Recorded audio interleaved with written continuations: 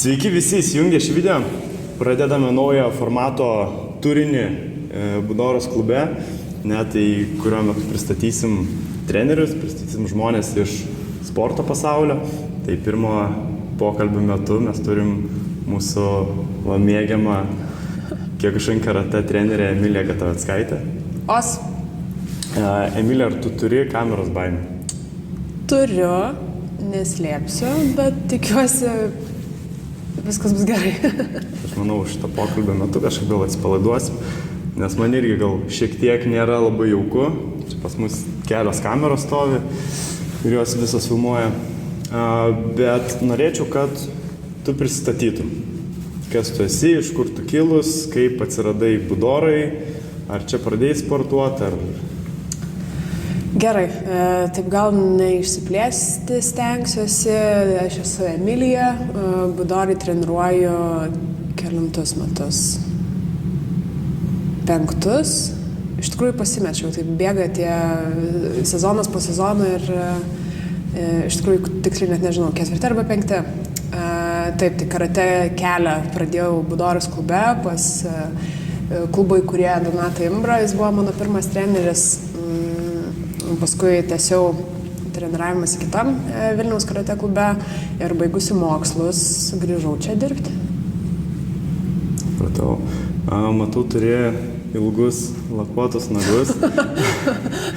Ar jie trukdo sportavimą? Ar nesigniaužia, va tai kaip aš esu matęs, ilgais nagais signiaužia kumčius va taip, kad... Ne. Jie nėra ilgi labai, tai čia prašyčiau. Turime palaikyti tą ilgį. Tą optimalų, kur netrukdo.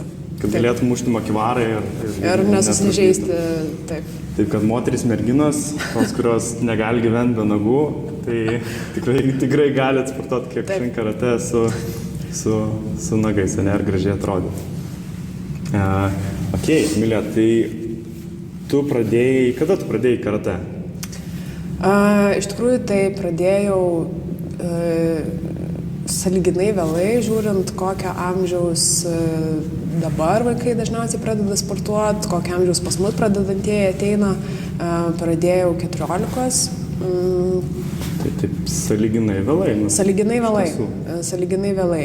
Bet tikrai nuo pat 1. klasės fiziškai buvau labai aktyvi ir tą kažkokį bagažą buvau jau sukaupus, lankiau plaukimą, gimnastiką, tai lankstumas jau buvo, tai tie duomenys tam Kiokušinui palankus, sakykime, buvo. Reikia, aišku, sutvirtėti.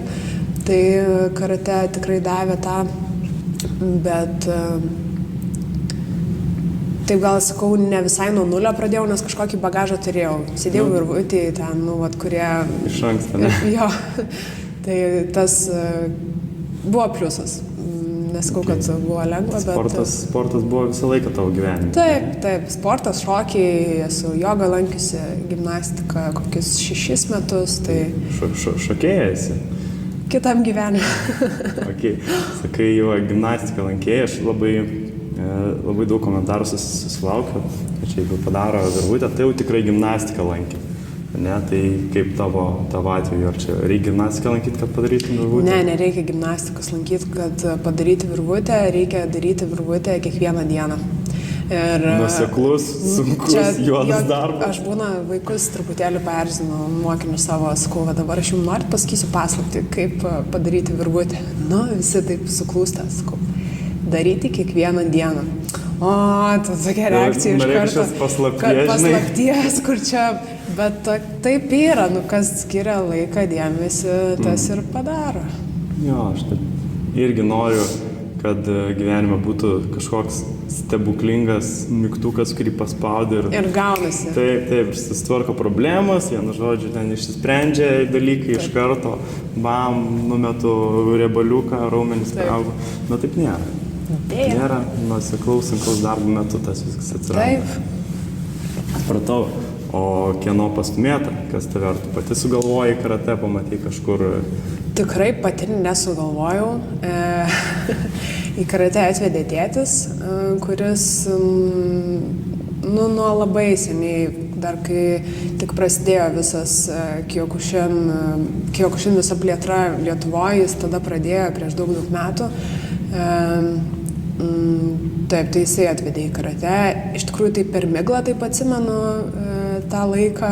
Atsimenu, kad atvežė į vasaros stovyklą ir mane ten labai sužavėjo tos, žodžiu, karatistės su juodais diržais, kur ten spardos, kaip lygios su lygiais, su, žodžiu, vyrukais. Ir man, aš taip žavėjausi ir man taip norėjos, kad nors tą lygį pasiekti, sakykime. Tai, tai po tos vasaros stovyklos nusprendžiau pabandyti. Ok, tai iš karto į vasaros stovyklą, ten, kur... Bet tais laikais, aš dar atsimenu, mes buvom tai stovyklai kartu, Vievio vasaros stovykla. Ir jaunesniem ypač žiūrovom, kurie nežino, Vievio stovykla, nebuvo taip kaip dabar stovykla. Ten pramogos buvo, daugiausiai orientacinės arba eit prie ežero. O prie ežero ir tai dar reikėdavo paėti kokius 2-3 kilometrus. Taip. Dažnai reikėjo bėgti, dažnai reikėjo ten bežinėlį eiti, reikėjo žąselę. Aš atsimenu, tos stovyklos, nebuvo, jis buvo žiauriai sunkios. Taip. Aš atsimenu, apšilimui bėgau 3 ratus bežinėlę ir tai buvo apšilimas. Taip. Prasukį sąnarius ir pirmin. Taip. Padarėt bežinėlę, gerai. Dar yra tokių, kur nepadarė, bėg dar porą ratų. Kur atrodo dabar tokią stovyklą daryti būtų labai rizikinga, nes ne to nori vaikai. Taip. Bet anksčiau kažkaip susigalvodavome mes. Mes nebuvom įlindę į telefonus.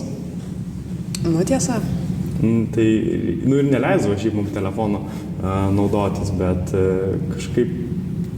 Kad keičiasi tas konceptas tų stovyklų, aš manau, viskas tvarkoja, bet taip palyginti, kaip mes tada treniruodavomės, kai buvom vaikai paaugliai ir kaip dabar, kokie poreikiai pas vaikus yra, tai labai dideli skirtumai. Tokia kaip sukarinta stovykla mūsų atrodo. Jo. Kur taip, bet keičiasi. Taip, keičiasi. Aišku. O tai tavo tėtis irgi karatistas, ar ne? Taip, tai jisai turi 3 daną. Sensėjus, taip. Vėjuosi. Tai kada pas tave 3 danas, matom 2 juosteles? Tai žiūrėsim, planų yra, gal nesakysiu garsiai, nes taip mėgstu savo pasilaikyti, bet tikrai yra planuose ir labai noriu. Iš tikrųjų, su tais diržais skubėjimo po to, kai 1 daną išsilaikiau, nebuvo, bet po 2 dano toks beveik iš karto buvo stimulas, kad noriu ir to 3, kur atrodė, kad gal čia palauksiu, gal čia taip nebūtina. Ir azartas ir toks smagu tikslą turėti kažkokį. Ir paskui, kai pasieki, toks labai smagu, labai savim didžiuojasi tada. Tai po 3 galbūt ir 4 bus. Pažiūrėsim. Ir 10. Taip, aišku. O kaip pradėjome apie tos diržus, turiu 2 daną. O kaip tas kelias iki to 2 daną? Sakai, pradėjai pakankamai vėlai, 14 metų, bet kaip tu ėjai per tos diržus? Gali papasakoti? Galiu papasakoti. Tokia mano gal situacija neįprasta, kiek buvo. Pradėjau sąlyginai vėlai, 14, ir kaip turbūt dauguma žiūrovų žino, varžybose dalyvaujant, kovinėse varžybose dalyvaujant yra tos amžiaus kategorijos. Ir yra jaunučių kategorija iki 16 metų, kur kovos su liemenim, su pilnom apsaugom. Mano tikslas pradėjus treniruotis, kadangi pradedančiųjų 14 metų nelabai būdavo grupių, tai kad pagal amžių turėčiau, kaip sakyt, grupę, su kuriais ruoštis, iš karto ėjau į pažengusių varžybininkų grupę ir per treniruotės būdama baltas diržas su geltonais, su žaliais, su rudais, treniruotės reikėjo, tai labai buvo sunkus 1 metai, bet su tikslu, kad sudalyvauti varžybose Lietuvos čempionate. Tai pirmus 2 metus po 3 egzaminus per sezoną išsilaikydavau, bet aš turėjau tikslą varžybose sudalyvauti. Tada dar, kai buvo galima. Taip. Čia tais laikais iš karto, kad nebūtų komentarų. Taip. Tai 3 diržus per sezoną išsilaikydavau ir tą padaryti pavyko. 2 metais Jo, jau su 7 kiju buvau, nes dabar irgi 6 kiju yra ta patinė riba, man atrodo, Lietuvos čempionatai. Lietuvos taurė, Lietuvos čempionatas. Taip, o tada buvo 7 kiju. Tai va, tai aš su 7 kiju 2 metus sportuodama į Lietuvos čempionatą važiavau. Tai tau tikslas buvo apsiginti diržą, kad galėtume varžybas? Taip, mano tikslas buvo apsiginti diržą, kad spėt va, į tą jaunučių kategoriją, kad iš karto nepatekti į jaunių, kur jau be liemenių, kur jau ten, kaip sakyti, taškų sistema šiek tiek kita, galimi jungimai, tai kad to streso organizmui tiek daug nebūtų. Tam apsišlifavimui norėjau į jaunučių spėti patekti. Tai pakankamai anksti ir taip pakankamai brandžiai jau galvoj dėliojasi savo sportinę tą karjerą. Čia išsilaikau tokį diržą, tarkime, per tiek laiko, kad galėčiau spėti dar sudalyvauti su liemeniu, kad organizmas apsiprastų ir po to galėčiau jau apsipratus eiti. Nu, aš dabar taip, sakykime, galiu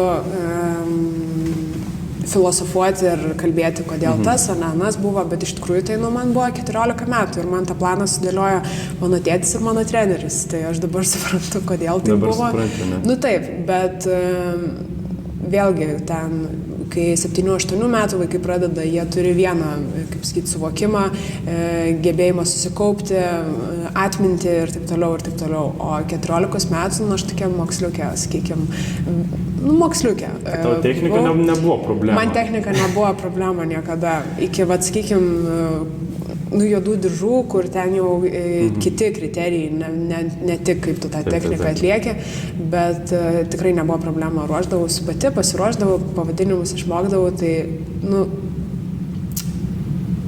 taip sakyti, kad buvo lengva, negaliu, nes nebuvo lengva, bet aš, dirbau daug mokiausi. Tai va, tai kol išsilaikiau tam, žodžiu, tikrą diržą, kad Lietuvos čempionate galėčiau sudalyvauti, tol skubėjau, sakykime, 3 kokie egzaminai per sezoną, o paskui su Lietuva tempa, nes nebuvo tikslo kažkur lėkti skubėti. Aš gal iš karto pasidalinsiu vienu prisiminimu iš tų senesnių laikų, ne? Mes sportavom su Emilija toj pačioj grupiai pas Donatą Imbrą. Ir tu buvai, man atrodo, su oranžiniu diržu, su mėlyna stele.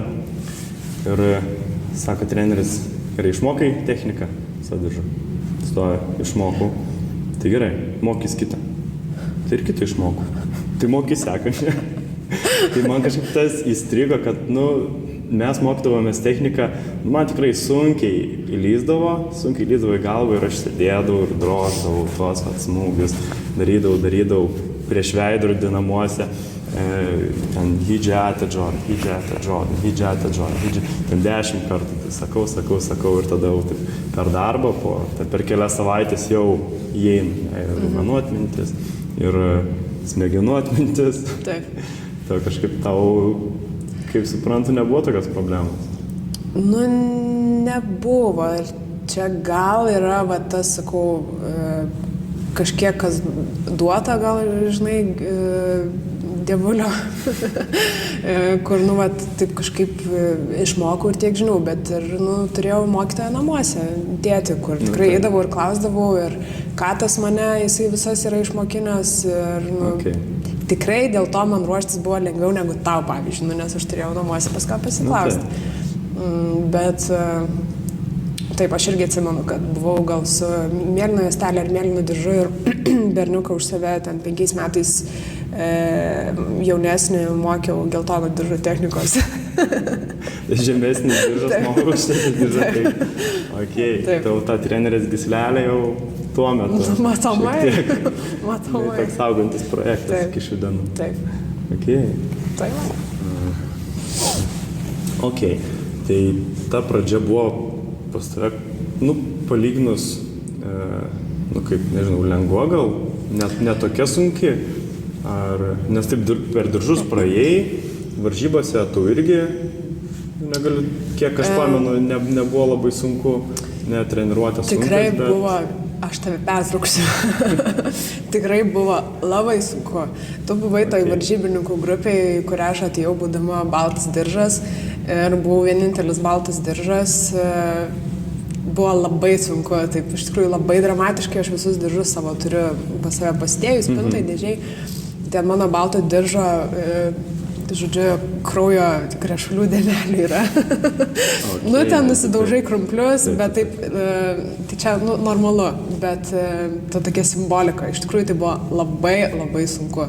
Aš džiaugiuosi, kad kažkuri ta dalis, vat, technika, sakykime, su kuria nevargau labai stipriai, bet ta kovinė dalis, kur mane vežė, kur man patiko, kur aš norėjau varžybose dalyvauti, tai labai sunkus ruošimasis būdavo. Tai tikrai nebuvo lengva. Okay, bet tau patiko tas? Ne. Patiko. Nes dabar, kaip aš žiūriu, tokia tendencija, kad vaikam nelabai patinka ta būtent kumite dalis.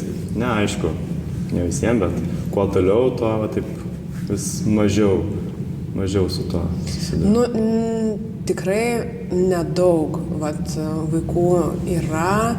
Turiu apie 120 šiuo metu, 120-130 mokinių, tai tikrai labai maža dalis, galiu pasakyti, kad matau, kad mėgsta kovot, kad kaifuoja nuo to. Vėlgi, lyginti gal nelabai galima, nes dauguma, didelė vaikų dalis yra pradinukai, nuo 7 iki 10-11 metų.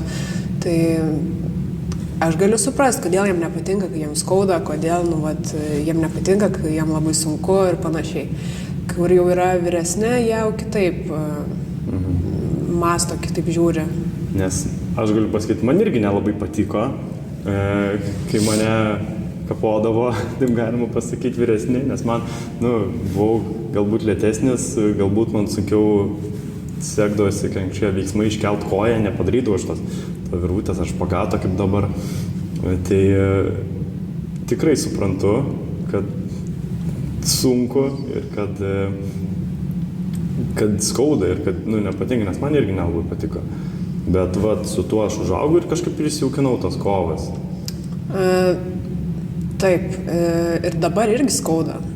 Bet tas požiūris į tą kažkaip gal pasikeitė. Aišku, kūnas užsigrūdina, bet ir čia užsigrūdina. Ir nebe taip jautriai galbūt dažnai į tą skausmą žiūri, užgrūdina visai kaip. Taip.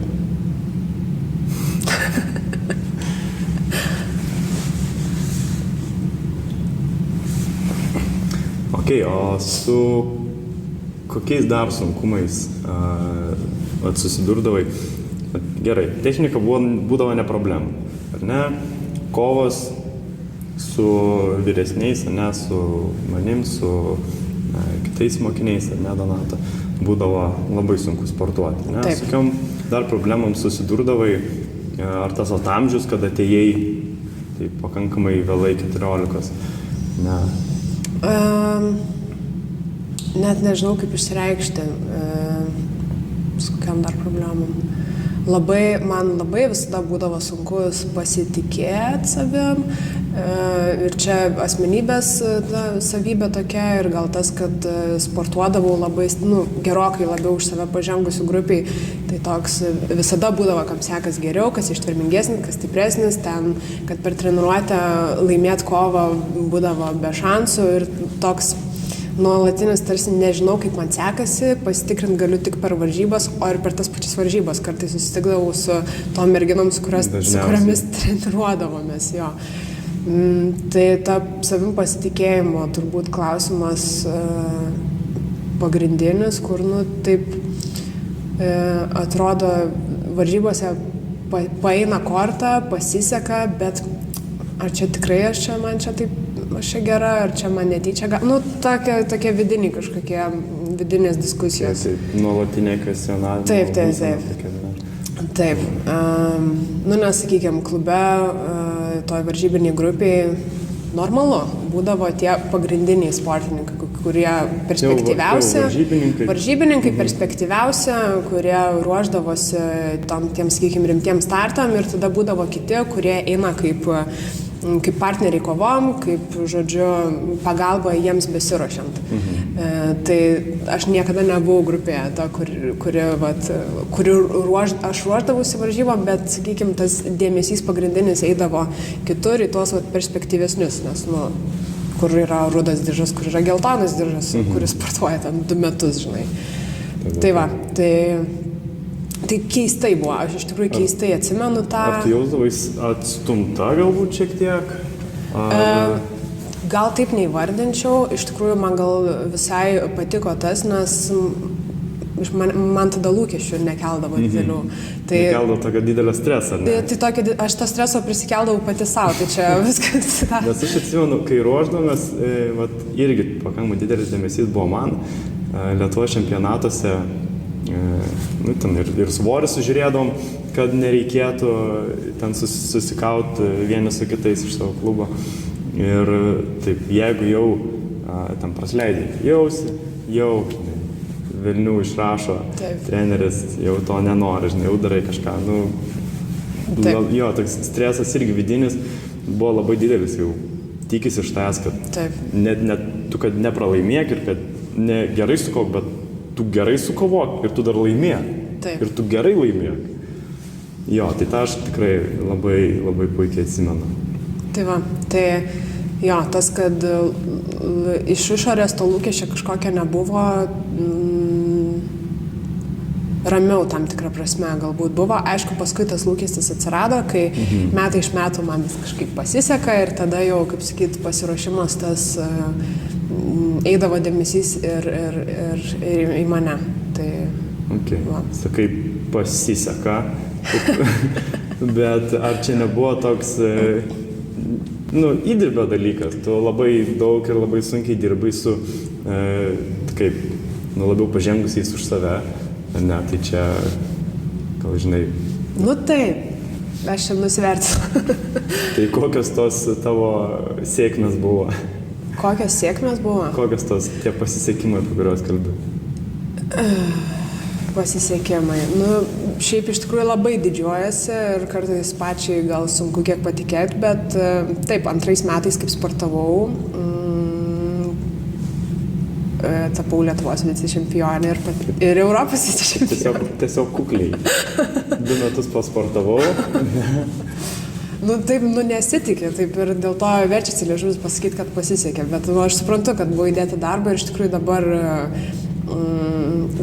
mokinius jau ugdant, būna baimė kyla į stipresnę kažkokią grupę pereiti, tai labai galiu pagal savo patirtį pasakyti, kad iš tikrųjų tas tobulėjimas daug spartesnis yra, kai, aišku, labai labai sunku, čia faktas, bet tas tobulėjimas daug spartesnis yra, kai apsupi save su už save stipresniais. Jo. Tai va. Ok. O sakai, gerai, pasisekimai, o kokios buvo gal nesėkmės tavo karate kely? Iš pirmo karto neišlaikiau juodo diržo. Okay. Taip. Iš tikrųjų keista, bet visai negėda. Gal buvo pirmą kokį pusmetį po tos nesėkmės. Ir kažkaip labai mėgstu ir vaikam pasakoti, dalintis.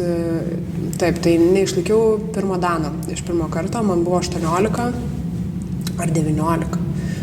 Kažkaip taip, žodžiu. Tai sąlyginai aš kiek 5-6 metus prasportavusi, tik buvau Kyokushin karate, tai aš manau, ten daug sudedamųjų dalių buvo.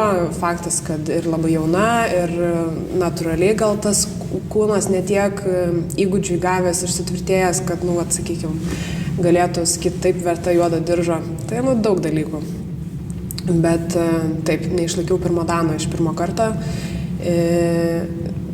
Sunku buvo labai, aš kaip nemėgstu, iš tikrųjų sunku priimti būna kritiką, taip sunku ir nesėkmės priimti ir savęs neplakti paskui už tai. Tai kokius 1 mėnesių kimono kažkur įkištas buvo, diržas įkištas kažkur buvo, nieko nežiūrėjau, net nenorėjau žiūrėti į tą pusę. Supikai? Nusivyliau ir supykau ir nusivyliau turbūt. Daug ten tų emocijų. Taip, neatsimenu tikrai po kiek laiko pagalvojau, kad, okei, bet man patinka karate ir čia dabar dėl nesėkmės aš noriu juodo diržo, tai reikia eiti ir siekti. Taip tiesiog paprasta iš tikrųjų. Kartais atsitrauk, pailsėt. Taip. Gali būti, kad perdegiau iš tikrųjų, nes tie diržai vienas po kito, vis tiek reikia laiko nusistovėti tai technikai. Ir aš jau buvau, kaip sakyti, vyresnė negu, sakykime, dabar sportuoja vaikai. Ir dabar jie irgi nori skubėti, nori po 2 egzaminus per sezoną išsilaikyti. Tai tikrai nereikia skubėti, nes technikai reikia nusistovėti. Ir kas iš to, jeigu ruošies egzaminui ir turi iš naujo mokytis praeitų diržų techniką. Taip.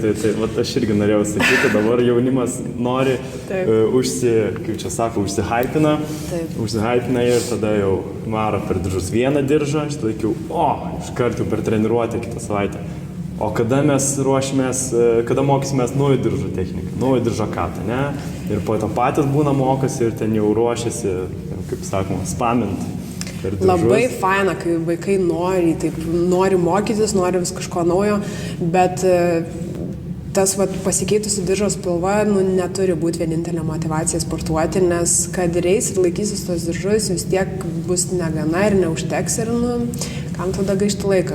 Motivacija tikrai reikia ir kitose vietose surasti. Tikrai yra, dalyvaujam stovyklose dabar, treniruojamės pas ten geriausius Lietuvos trenerius ir tose oranžinio diržo, mėlyno diržo technikoje dabar dar atrandam kažkokių naujų dalykų. Tai tikrai... Nes tai yra pagrindas, iš tikrųjų, juodo diržo egzaminai, daug kartų ir aš esu pasakojęs. Ir tikrai, manau, kiti treneriai pasakoja, juodo diržo pagrindas yra bazinė technika. 10, 9, 8 skyjų. Tai ir toje pačioje Japonijoje mes darėm 10, 9, 8 skyjų techniką, tikrai labai daug. Ir ją reikia mokėti. Ir jeigu jau nebesuspėjai, visas jų dėmesys tave. Kodėl tu šitą neišmokai, ką gal neišmokai anksčiau, tų visų veiksmų. Tai čia yra bazė. Kas padeda kovose, tas pats cuki, šitą cuki, ne? Taip, tikrai taip. Su tavo nesėkmėm, užkabinam tavo nesėkmės. O ką tu matai, su kokiom nesėkmėm ar sunkumais susiduria tavo mokiniai? Ir jie būna tokie patys, ne? Su kokiam nesėkmėm, sunkumais gal tą savoką norėčiau naudoti, tik tai tikrai motivacija. Labai sunku yra motyvuoti vaiką, kuris pats savęs motyvuoti nenori. Nežinau, ar logiškai skamba, bet aišku, jaunas labai vaikų amžius, daug sudedamųjų dalykų tikrai. Ir tėvam galbūt tas Kyokushin karate, kurie leidžia savo vaikus, labiau yra kaip būrelis, o iš tikrųjų tai nėra tik būrelis. Ir ilgamečiai mūsų, sportininkai, nariai, jiem jau tai yra gyvenimo būdas. Tai to gal bendradarbiavimo ir su tėvais kartais truputėlį trūksta, kada atrodo, iš tikrųjų tai turėtų būti bendras darbas, motyvavimas vaikų. Tai tas motyvacijos jų trūkumas sunku būna dirbti, sunku būna ieškoti, padėti jiems, nes jeigu varžybose dalyvauja vaikai, tai dar, sakykime, tą gali pažaisti truputėlį, tai jeigu nori rezultatų, turi dirbti, tą sąsają tokią. Ir tai ne visada užtenka to. Bet kurie bijo, nenori dalyvauti varžybose, egzaminai taip, kaip ir nori, bet kaip ir nelabai reikia. Atrodo, kad tu turi įtikinti sportininką, kodėl jisai nori sportuoti. Taip. Ar ne? Kodėl reikia, kodėl jisai nori sportuoti. Taip. Tai tie turbūt motyvacijos klausimai pagrindiniai. Aišku, su vaikais dirbant visokių tų situacijų ir jų tarpusavį pykčių ir apsižodžiavimų ir milijonas skirtingų dalykų, bet čia to dalis. Tai aš neįvardinu gal to kaip sunkumo, nes sėkmingai viską kol kas sekasi spręsti. Okay. Tai va. Pagrindinis turbūt tas motyvacijos klausimas. O kaip, pavyzdžiui, nesėkmes varžybose arba su neišlaikytais diržais? Tai su neišlaikytais diržais tą savo pavyzdį labai mėgstu pasakyti. Irgi, stengiuosi, jeigu matau, kad vaikas nepasiruošęs egzaminui, stengiuosi pasirūpinti, kad jis ir neužsiregistruos, kad išvengti tos pasiekmės, kad aš neišlaikiau, kad aš esu loseris ir ten vaikai, žodžiu, pradeda ant savęs.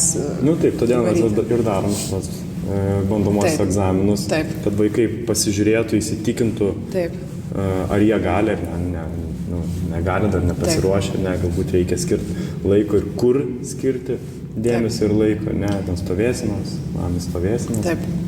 Tai tikrai su tėvais stengiuosi komunikuoti, paaiškinti, kad viskas okei, jeigu ir nėra pasiruošęs, kad bus tų egzaminų ir kad tikrai spės, jeigu norės. Ir labai smagu, kai su tėvais pavyksta tą bendrą kalbą ir ryšį rasti.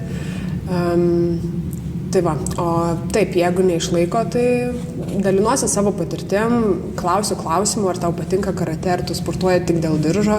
Jeigu atsakymas būna ne, tai viskas tada labai paprasta, tiesiog dirbam toliau, ruošiamės. O su varžybom gal šiek tiek sudėtingiau. Iš tikrųjų trenerių būti varžybose, kai žodžiu, kovoja vaikas, yra iš tikrųjų labai sunku. Labai sunku, nes darbas per treniruotės įdėtas, bet galutiniam etapė vis tiek pats vaikas vienas turi ant tatamio sudirbti, kaip buvo susitarta. Taip, atrodo, stovi prie tatamio, verdi, nebūni savo kailio, atrodo, nori ten, vienu žodžiu, susprogti šalia to tatamio arba užlipti pats. Taip. Tai su varžybiniam tom nesėkmėm gal kiek kitaip, nes vaikų ta emocija, kažkaip aš pastebėjau, kad po pralaimėtų varžybų kažkokia intensyvesnė yra lyginant su egzaminu. Jie tikrai jautriau priima. Įdomu, kodėl, aš nežinau, čia turbūt ilga diskusija gali būti apie tai, kodėl taip yra. Bet ką aš pastebėjau, leisti vaikui nusiramint. Jisai nusiramina. Ypatingai jeigu jaunesnis, jeigu mes kalbam apie Vilniaus karate lygą, kur ten nuo 6-7 metų vaikai dalyvauja, tai jie negirdės, jeigu ant karštųjų emocijų bandysim kalbėti su jais, leisti nusiramint, pakalbėti su tėvais. Būna labai smagu, kai tėvai patys klausia, kaip kalbėti su vaiku, ką sakyti, žodžiu, kaip motyvuoti nemesti sporto dėl tos vienos nesėkmės, tai irgi skatinu tėvus bendrauti su treneriu. Taip, tėvai bendraukit su treneriu, bendraukit su savo vaiku. Taip. Tai va, ir iš tikrųjų dažniausiai tom emocijom nuslūgus užsimiršta vaikui. Dažniausiai. Yra vienas fenomenas 7 metų, žodžiu, vaikis sportuoja vis dar. Pas mane dabar jau jam 8, nes jis dalyvavo varžybose, Vilniaus karate lygoje, 4 kovas turėjo, visas pralaimėjo. Ir aš galvojau, velės, mes karate, mes karate. Retas, kuris susitvarko dar tokio mažo amžiaus vaikas su tokia nesėkmės našta, o taip gaila, toks perspektyvus. Tai, žodžiu, istorija tokia, kad tam vaikui, žodžiu, tėtis nupirko makivarą, jie treniravosi kiekvieną dieną namuose ir sekančiose varžybose užėmė 2 vietą. Okay. Tai, čia vienas iš 100 galbūt tokie variantai, bet bendras darbas ir trenerio, ir tėvų. Ir tada tas visas nesėkmės jas galima labai kaip pamokos tiesiog priimti, iš ko pasimokom ir tada judam toliau. Su vyresniais galbūt šiek tiek kitaip, rinktinių nariai, kurie jau, geltoni diržai raukšlesni, kurie Lietuvos taurėje dalyvauja, tai tas nesėkmės, tai irgi reikia žiūrėti kaip į pamokas ir tiesiog analizuoti, ką padariau, ko nepadariau, kaip taktiškai sužaidžiau, nesužaidžiau, jie tiesiog jau kitaip truputėlį įsigilinę, kitaip masto, tai tada jau tas mokslas, sakykime, prasideda, kurio jaunesni vaikai, jiem netiek įsigilinę yra. Okay. Jo, iš tikrųjų tėvai turėtų tą skatinti. Aš manau, ne tik treneris padaro iš savo pusės, tėvai vis tiek praleidžiate daugiau laiko su savo vaikais, ne, kiek, 2-3 valandas per savaitę. Taip. Daug dievė, jeigu ateina į tas visas treniruotės, ar ne, tai būnat kiekvieną dieną, tai ir galit pasiklausti, ką išmoko vaikas, ne, ką galima padaryti, kad geriau pasiruoštum varžybas. Ne. Pas mane irgi yra sportuoja vaikai, kurie užsimotyvavo, irgi po nesėkmių užsimotyvavo, ką aš galiu padaryti. Makivarą. Nusipirko makivarą ir kokie, tikrai ne vienas buvo. Ir kas antrą dieną, arba tom dienom, kada nėra treniruočių, kapoju makivarą. Ne, mavašiai smugiuoja, ne, tas smūgius. Tai tikrai gali tėvai padėti. Ne, ir motyvacijos klausimas labai, labai didelis yra. Taip. Būtent nuo jų. Gerai, kalbant dar apie motyvaciją, ką aš pastebiu ir pasikalbant su kolegomis, treneriais, tikrai jaučiu viena pagrindinių priežasčių, kodėl vaikai nenori sportuoti arba meta karate, ne, kitus būrelius, sako, užduoda labai daug namų darbų. Ne, 3 klasė užduoda daug namų darbų, nieko nespėja, sėdi iki vakaro ir neįmanoma, žodžiu, visko suderinti. Ne. Grįšim kitais metais arba pasimokysim ir tada... Taip. Bet taip ir negrįžta. Grįžo, nežinau, 1 iš 100 grįžta. Tai kokia tavo nuomonė tai? Ar iš tikrųjų manai, kad turi jaunesnį brolį? Ne? Taip. Ar iš tikrųjų užduoda tiek daug namų darbų, kad reikia sėdėti iki vakaro? Nėra užklasiniai veiklai to laiko laisvo? Ne? Mano brolis yra 5-okas dabar. Ir man taip norisi visada pasakyti, kai išgirstu tą, mes nebesportuosim, nes labai daug namų darbų, mes nieko nespėjam. Kad atsidaryti telefoną, taip labai banaliai ir pasižiūrėti screen time, tipo, kiek praleista valandų per dieną prie telefono. Čia labai geras būdas. Tai, visi mes turim vienodai valandų paroje ir aš puikiai suprantu, kad tėvai irgi, jie dirba, jų krūvis didelis ir dar vaikus vežiot. Esu iš daugiavaikės šeimos, tai puikiai suprantu. Bet tas, kad užduoda namų darbų, tai yra laiko planavimas. Tai yra prioritetai. Aišku, vaikas pats 7, 8, 9 metų būdamas retas, kuris pats savo prioritetus gali susidėlioti. Tai čia iš tikrųjų tą turėtų padaryti tėvai. Ir viskas yra, norisi pasakyti, kad viskas yra gerai, jeigu vaikui nepatinka karate. Viskas gerai. Ne visiems patinka. Ne visiems patinka, tikrai tai yra sunkus sportas, tikrai ne visiems. Kaip fizinio aktyvumo forma, tai taip yra vienas turbūt daugiausiai fizinių savybių apimančių, toks ne konkrečią vieną kažkurią savybę, kaip ten, žinau, futbolas, bėgimas kojos ištvermė, bet jie lankstumo visai netreniruoja, tokie. Tai labai plačiai apimantis sportas yra karate.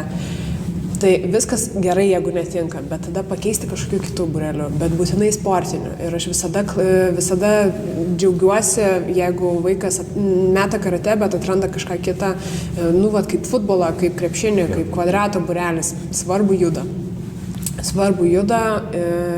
tikrai. Aš esu kineziterapeutė, tu esi kineziterapeutė. Ir galim pasakyti, kad labai svarbu ir judėjimo įgūdžiai formuojasi vaikų jaunam amžiui ir kaip jie įpras, taip jie gyvens toliau ir paskui tos įgūdžius keisti bus labai sunku, o kai prasidės sveikatos problemos arba nugaros skausmai 16 metų. Kodėl aš nedariau, žinai, torto?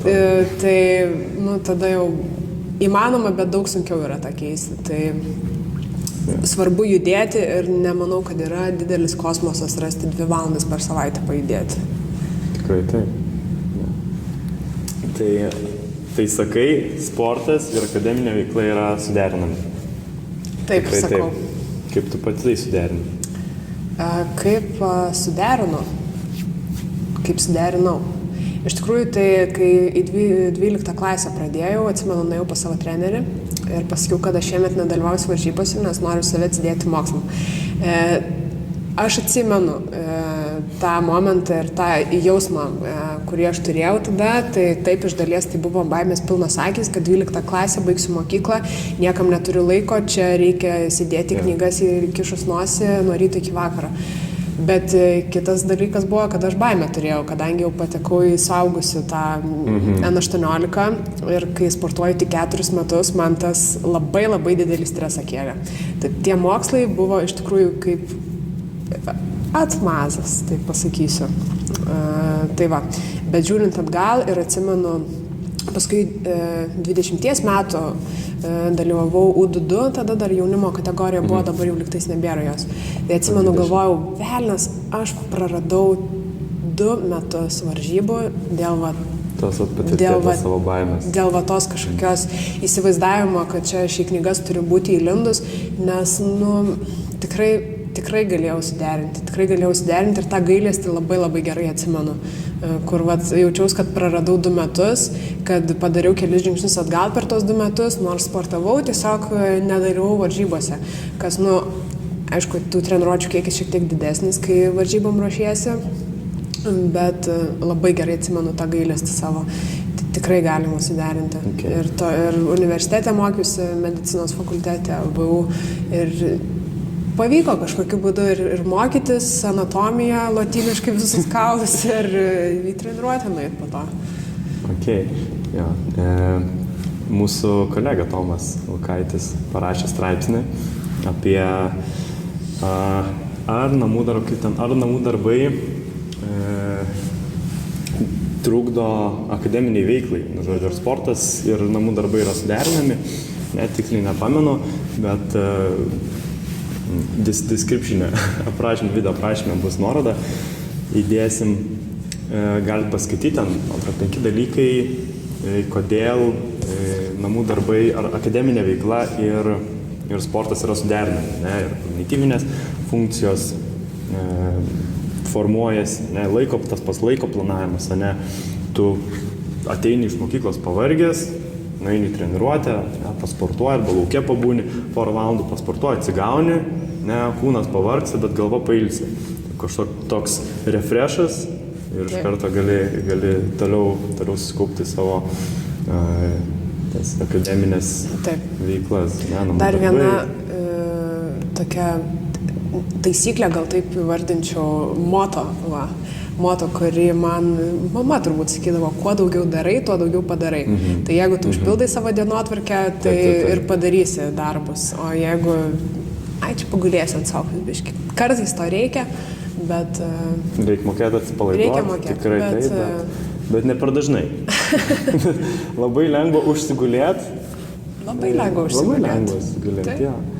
Ypatingai šiais laikais, kada yra pultas, kada yra planšetė, telefonas, žinai. Sėdi ir laikas praeina, žiūriu, praėjo, kiek čia, porą valandų, kai aš galėjau nueiti pasportuoti, galėjau padaryti dalykus. Taip. Ok, Emilija, tau mūsų laikas po truputį baiginėjasi šiam pokalbiui. Ką tu galėtum palinkėti žiūrovam? Ar tai būtų kolegos sportininkai, ar tai būtų tavo treniruojamų sportininkų tėvai, ar tai būtų tavo pačios treniruojami mokiniai? Tai iš to, ką tik kalbėjom, judėkit. Judėkit, sportuokit, nebūtinai profesionaliai, nes aš suprantu, kad tikrai ne kiekvienam ir viskas su to yra tvarkoj, bet judėkit, raskit savo priimtiną, savo širdžiai mielą sportą, judėjimo būdą ir judėkit. O jeigu karatė yra tas sportas, kuris jums tinka, jums patinka, tai nepasiduot pirmam sunkumui atėjus, ir antram sunkumui atėjus nepasiduot, ir trečiam, ir jie nesibaigs. Tikrai. Kaip ir gyvenimas iš tiesų. Taip. Sunkumas po sunkumo, jos turi įveikti. Taip, bet iš tikrųjų tai tas labai stipriai grūdina ir vis mažiau ir mažiau baisu tas problemas iš tikrųjų įveikti darosi, tai nepasiduokit. Keep going. Keep going. Sportuokit, ne, jeigu problemos, sveikatos problemas, kineziterapeutė Emilija Katavackaitė, kiek žinai, karate trenerė, tai noriu tau padėkoti labai už šitą įdomų pokalbį, kaip ir baigėsi kamerų baimė. Ai, kažkaip užsimiršau. Užsikalbėjom ir taip mažiau tas šaltas praktikas, galūnas netirpsta. Ne, koja biškai, gal užtirpo, bet nieko. Okay. Tai ką, rašykite komentarus, galbūt klausimus Emilijai, galbūt sukursim antrą video, galbūt rašykit, kokio trenerio norėtumėt, kad pakalbinčiau, ne, galbūt tai bus tavo treneris, mielas žiūrovė, ne, tai ką, ačiū, kad žiūrėjot, patogai neriai. Os.